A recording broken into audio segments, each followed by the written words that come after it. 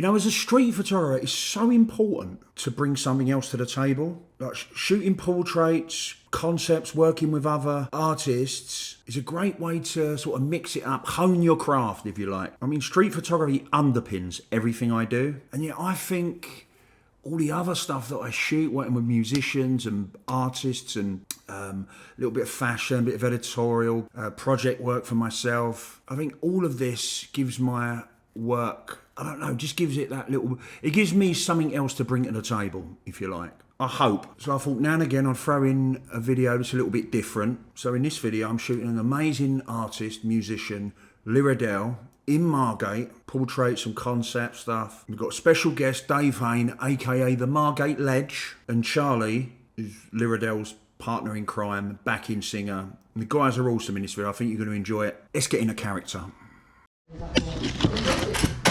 There's Dave, look. That's it? Brilliant. Yeah. Okay. I don't know. But I think it'll be back. We're off. We're off? Yeah. If you stand up on there, Charlie, behind her, be careful. If it freaks you out, don't do it. Yeah. That's it.